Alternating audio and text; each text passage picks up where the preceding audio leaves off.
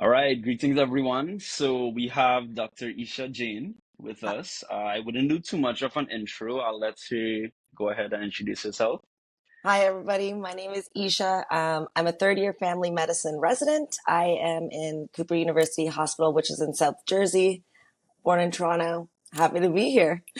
Yeah, nice to have you. Nice to have you. All right, so I'll just ask, but I know you do some work with some other IMGs. So I'll ask two things. What are some of the things you've been helping IMGs with, and where does your passion come from to, help other persons get into the system? I personally enjoy helping IMGs just generally navigate the match. I think a lot of my passions kind of stem from not having that person when I was going through the match. And Yep. especially if you're a non-US citizen, there's a lot of different paths to kind of navigate through and a lot of different obstacles. And having somebody there to help walk you through those things would have been a blessing if I Yeah, had that. yeah. And it really makes me happy when I see like other people, not just from Canada, but from all over the world, achieving their Right, dreams and succeeding. So if I right. can have a little help in that, I like to Which is review good. personal statements, all that stuff, whatever capacity they need me. Right, right. What are some of the main blind spots or areas of ignorance, let's say that, or misinformation around getting into match that you feel like you see mostly with people that would come to you? Some blind areas. Yeah. I think, like, for example, a lot of people don't know how many programs to apply to, really in general, like the application process, and it's changing every year. So I think, that's always going to be a blind spot. Like, how many extracurricular activities you can add and stuff. Hmm. I think people, mainly ask about questions about like their personal statement, their CV, does it match? Is it competitive? Yeah, yeah, yeah, yeah. The same, same, same. And I know you said you like helping with personal statements. Yeah. What how would you say somebody should approach getting their personal statement together in a way where, it stands out to a program? Because I was speaking to somebody the other day and I was telling her that one of the main things with your personal statements is that they will ask you things that you put on your personal statements for your interview.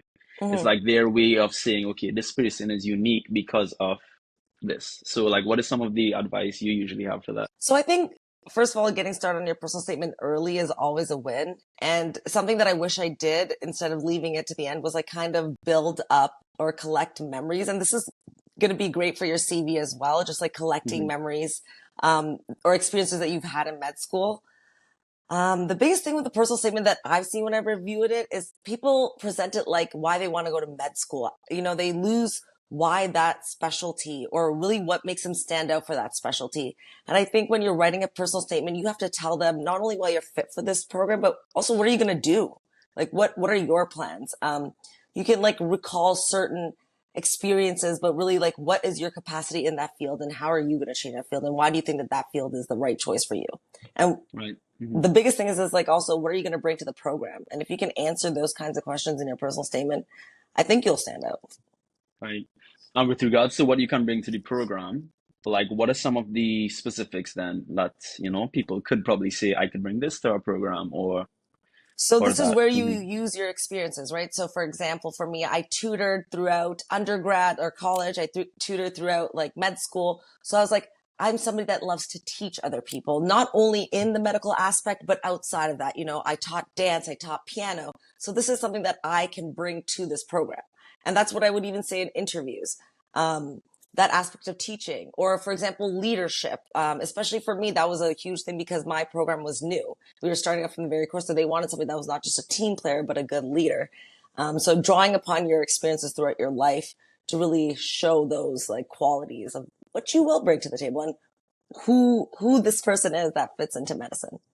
Yeah, yeah. All the experiences that you've had from med school before med school kind of just all adds up at this point. I know you said that one of the reasons you help IMGs is because you didn't have the guidance that you wish you would have had. Mm. Tell us a little bit about your journey into matching, some of the things you faced, some of the challenges you've had. If you had anybody that, was a mentor to you that's helped you get in, just guide us through that. Yeah, so I initially went to Antigua for medical school for a year, and I did okay, but I wasn't really performing at my best towards the end of my second semester. And I really realized that something was off. And I think that I didn't focus on like how important it was to have a good support system, especially when you're going so far away from your family. Um, and focusing not just on your physical health, but your mental health. Like I was going to the gym every day, but there was something wrong. Right. So I took a year off and then I went back to medical school. And from there on, I knew, okay, these are the things I need. I need a good support system. I need to focus on myself. I need to focus on my mental well-being. Um, and then I successfully navigated through medical school, applied to the match. The first time I applied to the match, I think I shortcut myself. You know, and hindsight is always 2020. I definitely rushed into applying. So things that I didn't have was like ECFMG certification. I could have had a lot more research. So I rushed into the match and I received two interviews, but you know, I knew that I wasn't really the the candidate that I should have been.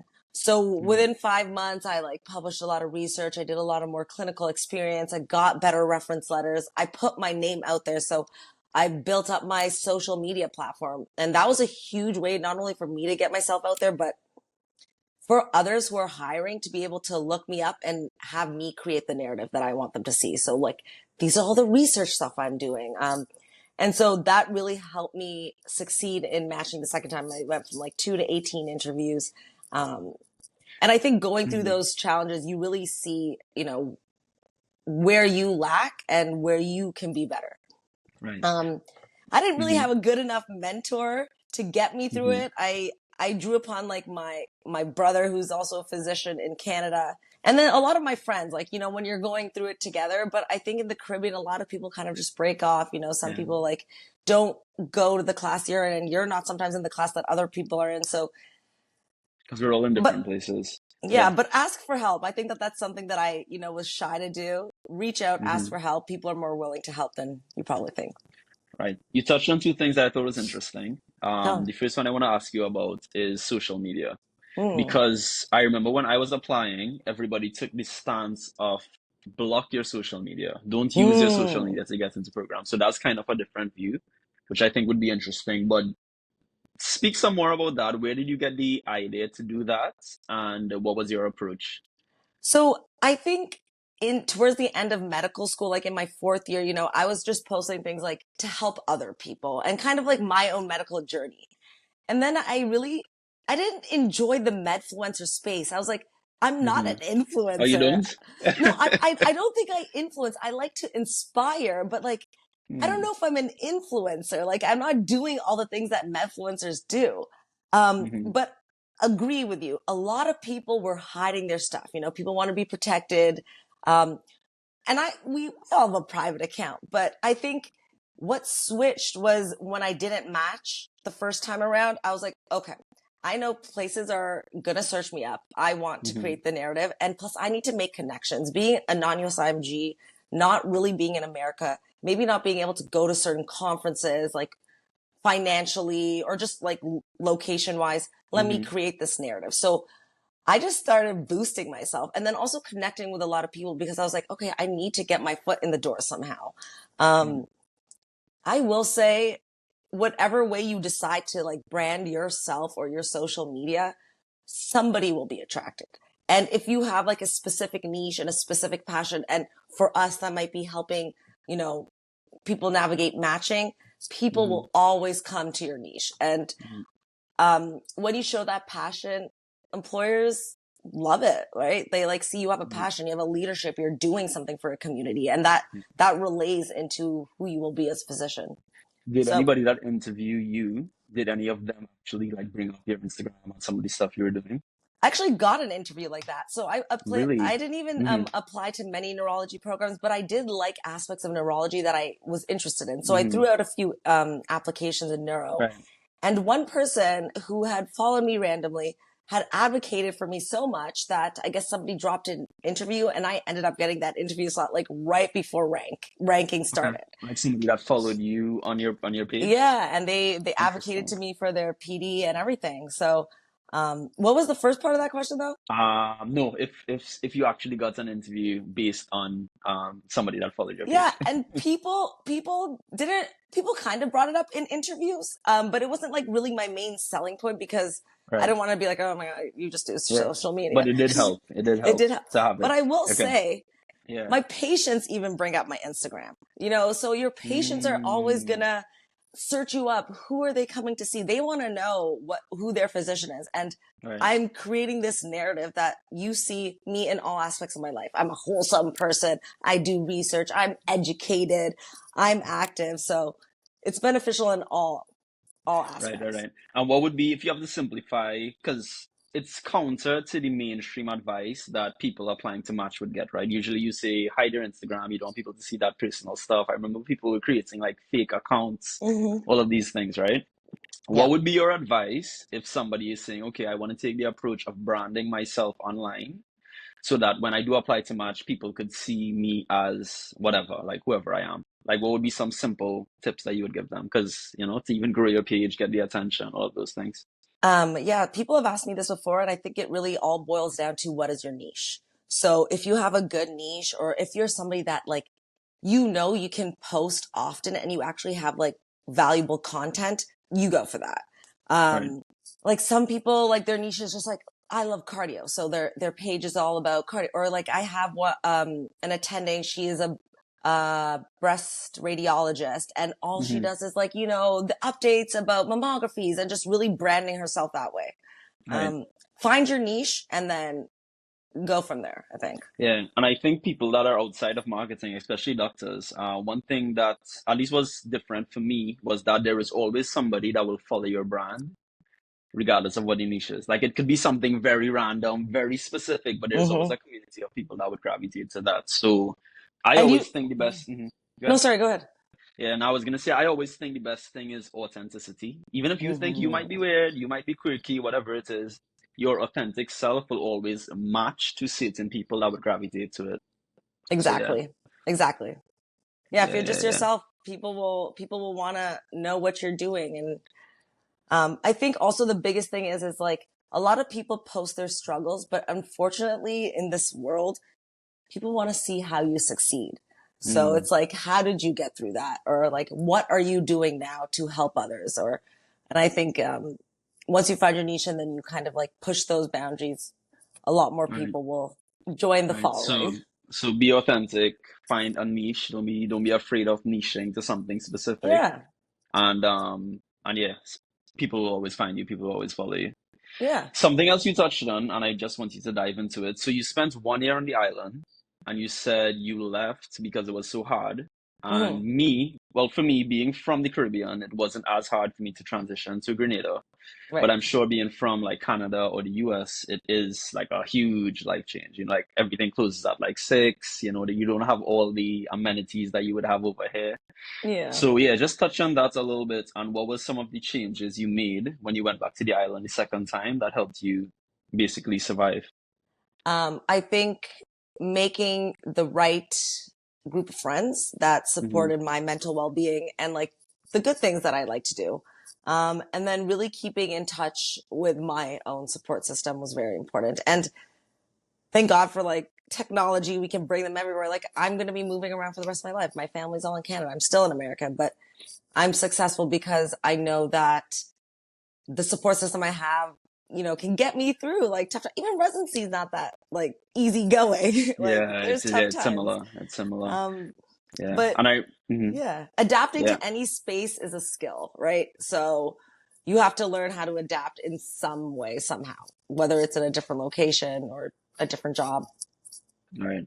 And what were some of the like practical things you did to adapt? I know you said keep in touch with your family back home, but what were some of the things on the island that you did? Well, I worked out a lot, but I invested myself into my passions. And I think that that's something that I didn't do the first time around. So, like I said, I tutored, and that's something I love to do. Like, I love to teach, or I got involved in things that made me realize, oh, Isha, this is who you are. So, I got involved in a lot of volunteering, and that made me feel like I am capable in this space. So, involve yourself in activities that will bring out the best in you and then remind you that you're actually good at this stuff, you know? Right, right, fair. Okay, diving into some more specific stuff for Match. Yeah. So people always ask about competitiveness, especially from different Mm. countries. They think it's like almost impossible to get in because obviously you need like good grades and it's a lot of steps in the process. Hmm. What are some of the things that you think people should focus on in order to stand out with their application? Um, Research is always a huge move, or going to conferences and presenting at a conference is a huge move if you have the capability. Um, Networking. People like it's harder for people, outside of America to do that, but you have the med Twitter space, you have a lot of things that are now online.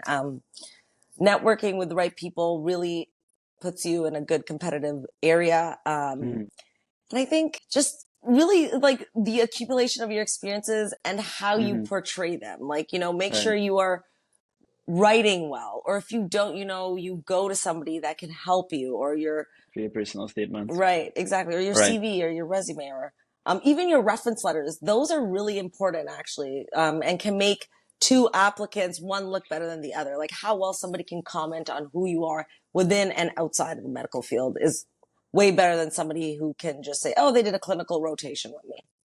right, right. And in terms of networking, how would you suggest people go about doing that? Do you think DM people from programs, follow Yeah, Twitter Spaces? yeah. What would you say?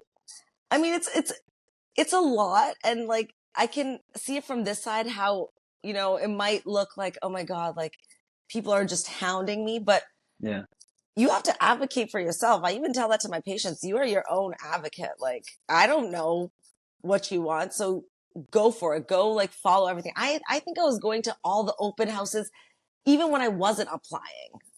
So I was right. like, Yeah, just you like would get just go my in. face out there because I'm not going to a conference. Like at least you know who I am. Um, Right, right. Just do all of it. DM, go to open houses. Yeah, make yourself known, basically. And yeah, then Instagram. yeah, and there's a fine balance. Like don't be so like pursuant on like, Hmm. everybody's busy, program directors are busy, program coordinators are busy, but if you have the opportunity to even visit the site, that's a huge Yeah, win. yeah. You should go and meet somebody. And for personal statements, what are some of the things that you would advise people to do to stand out? How should they approach it? Get started early. Yeah. Um, You said that like twice. ah, Get yeah, I started know. early, which is important. Yeah. How would, That's a good question. How would you approach it? Hmm. I know I you said think, more the accumulation of all your life experiences, but do you think, okay, because I think everybody gets into medicine for different reasons. A lot of yes. people go through some tragedy early on in life, like as a Yeah. child, those kind of things. Do you think they should take the approach of, I am passionate about this because my grandfather died of heart disease at 5? Or do you think they should take the approach of, oh, well, when I was 12 is the first time we dissected a cadaver of this part of the body. And since then, like optimistic versus pessimistic side, which both most times contribute to your passion, right? Like which one do you think they should highlight more? Is it, Yeah. things like that? I think both have valuable hold into Hmm. playing a role in why you want to pursue medicine. And if you write it in a good way, I think they're both probably valid statements as to why somebody got into medicine. Like for Right, me, I talked about how the role that my grandfather's family physician played in his life really inspired me and why that inspired me. right, Um, and I I would stay away from the sob story, but more of what that aspect or that experience kind of what good blossomed came from inside it? of you. Yeah, Yeah, right, exactly. right, right. So like even if it's a sad story, like always focus on the positive end of it. Yeah. Okay, Yeah. okay. And any tips for interviews? Because I feel like it's easy if you're Ooh. a social individual, but most doctors are introverts, and most, well, most medical students are introverts. I'm gonna like Advice. when I Hmm. look back on my two versus my second time rounding, I cringe at how I interviewed the first time. Like Mm, the person that I can talk to into a camera today is not that person that interviewed the first time. wow. Um, Hmm. I took a course, but it was very expensive, so I don't suggest doing that. Which course I did you s- take? it was I forget her name, Inside Medical or something. It was like Okay. $600 for 1 hour. Wow. It was a little bit much. Let's like I don't think that that's necessary.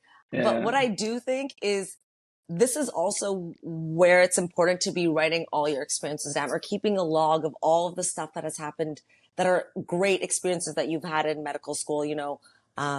You led the research competition, you won this award, blah blah blah. You were like the captain of the football team, like of your thing, or you led the like beach cleanups. Mm-hmm. You're collecting all these things. Look into the mirror and talk to myself, and I would cringe every time, but I would record it and I would play it Mm-hmm. over again. And I was like, okay, I don't like the way you just so many times. I don't like the way that you didn't look into the camera, maybe. Um, Mm-hmm. See, but it So you were happens. actively like, yeah, recording yourself and then looking back at it and critiquing it. And Was that at, go ahead. yeah, and even with friends or even with your family, like your family kind of is always on your side, but they're your harshest critics. They're gonna be like, okay, that really didn't sound too professional. That Mm, didn't sound like your authentic self. It sounds kind of rehearsed. so you were practicing with your family. Yeah. I practice with Interesting. my mom, and moms are your best She's probably friends, like, but they're also Isha, that's so good. but then she was also like, that doesn't sound too professional. Change that Right. up. What are some of the things they did in the course? Was there anything in the course that was helpful for you? The biggest thing that I took away, and everybody takes away something different, but the biggest thing that they had told me was don't be shy from bigging yourself up. This is your life. This is your job. Don't Don't be shy for minimize. what? Bigging yourself up. Yeah, don't minimize any of your wins, right? Right. Like that was something that I did. I was like, oh, I had probably won first place for something. But I was like, I didn't focus too Mm, much on it. right. Um, and then when you are also telling details, say the full name. Just say, I produced this research and the title is this. So like say the full name of where you Hmm. came from. Like make things known. Yeah. Don't be Um, shy about your accomplishments, which I think most, yeah, I feel like most doctors kind of, well, some, unless you're a surgeon, maybe. yeah, We take this modest, like we're more modest, like, no, it's fine. Like, we don't really, we're not yeah. very spotlight people, you But know? they're your wins. You worked so hard for it. So why is it just on your resume? Tell me about it? Right, right, right. Okay. I think we touched on some good things. What is in the future for Dr. Isha Jain? Where do you see Good yourself? question. Good question. Um, I've been dabbling between like inpatient and outpatient, and where I see myself is really like I think where I love my space is being Hmm. in the outpatient. Like I can have impact on my patients and their families. Right. Um, I really want to keep doing more things. I really want to keep Yeah. doing more things for like helping. More like the community aspect of Yeah, medicine, not just the practice of medicine. yeah, and helping Okay. people match. I think it's a very we need more doctors. I think yeah, I think I want Yeah. to keep doing this stuff. Do you think you'll be focusing more on like teaching, mentoring, that kind of thing? I would like to. Like I don't I love academic medicine, but I'd rather do it like kind of on the side. Teaching, Yeah. mentoring on the Yeah. side. Kind of Yeah. like what we're doing right now, basically. Exactly. Yeah, this is like Okay. a fun hobby. It's fun Yeah, and it yeah. No, helps it is. people. It is. And it helps people. And then you have all this experience that you could actually pass on to somebody else. Okay. Thank you, Dr. Isha Jain. I think Oh, this was valuable. And yeah, we'll see what the future holds. Thank you. thank you. Thank you for having me.